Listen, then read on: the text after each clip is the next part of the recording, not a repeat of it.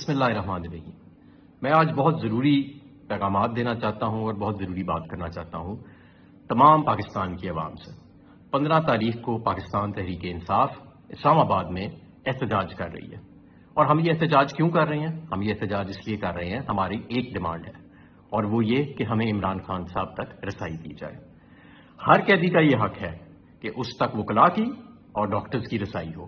عمران خان صاحب پاکستان کا مستقبل ہیں۔ واحد اس وقت سب سے بڑی سیاسی قوت اور سب سے بڑی سیاسی حقیقت، کسی کو پسند آئے یا نہ آئے، وہ اس وقت عمران خان صاحب ہیں، اور ان تک رسائی کو ہم سمجھتے ہیں کہ ایک سازش کے ذریعے معطل کیا گیا ہے، موخر کیا گیا ہے یا ختم کیا گیا ہے۔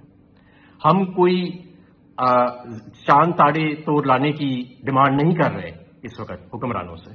ہماری ڈیمانڈ قانون، آئین اور قیدیوں کے حقوق کے عین مطابق ہے۔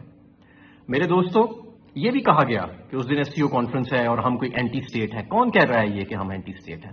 کیا پرامن احتجاج کرنا ملک میں ریاست مخالف بیانیہ ہے؟ کیوں نہیں ہمیں پرامن احتجاج کرنے دیا جاتا؟ اور کہہ کون رہا ہے ہمیں کہ ہم ریاست مخالف ہیں یا اینٹی سٹیٹ ہیں؟ وہ لوگ جنہوں نے الیکشن چرایا، دن دہاڑے الیکشن چرایا، جنہوں نے لوگوں کو اغوا کیا، جنہوں نے لوگوں پر تشدد کیا، جنہوں نے آئین اور جمہوریت کے ٹکڑے ٹکڑے کر دیے، وہ لوگ کہہ رہے ہیں۔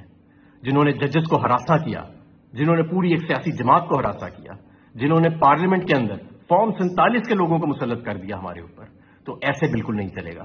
ہم بالکل اپنا احتجاج کریں گے اگر عمران خان صاحب تک ہمیں رسائی نہ دی گئی، اور تمام لوگ احتجاج کریں گے۔ کہا جا رہا ہے اس احتجاج کو کون لیڈ کرے گا؟ سب سے زیادہ خطرہ تو مجھے ہے نا۔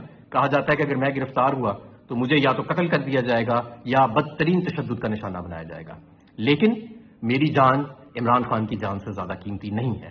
اگر مجھے اپنی جان کا نذرانہ دینا پڑتا ہے تو میں اس مرد کلندر کے لیے اور اپنے پاکستان کے لیے اور اس اللہ کی زمین پر انصاف قائم کرنے کے لیے دوں گا۔ اور میں دوبارہ یہ بتاتا ہوں کہ ہمارا مطالبہ کوئی ناجائز مطالبہ نہیں ہے۔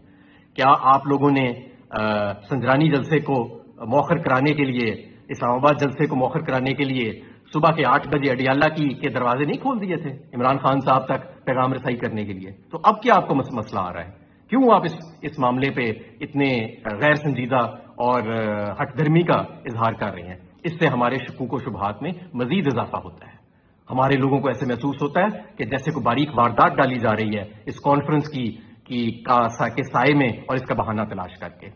تو میں اس احتجاج میں باہر نکلوں گا، میں خود اس کو لیڈ کروں گا اگر عمران خان صاحب تک رسائی نہیں دی جاتی، اور میں اکیلا نہیں ہوں گا، میرے ساتھ عوام کا ایک سمندر ہوگا جو پرامن بھی ہوگا لیکن وہ پرعزم ہوگا اور محب وطن بھی ہوگا۔ میں آپ سب سے گزارش کرتا ہوں بطور پنجاب تحریک انصاف کے صدر اور جنرل سیکرٹری کے، یہ عہدہ عمران خان صاحب کی امانت ہے جو میرے پاس ہے۔ پنجاب کے تمام ٹکٹ ہولڈرز، تمام عہدیداران اس دن اسلام آباد پہنچے۔ اگر عمران خان صاحب تک رسائی نہیں دی جاتی تو جو ٹکٹ ہولڈر، جو عہدیدار اس دن وہاں پہ نہیں پہنچے گا تو وہ اسے اگلے دن نہ عہدیدار رہے گا نہ پاکستان تحریک انصاف کا ٹکٹ ہولڈر رہے گا۔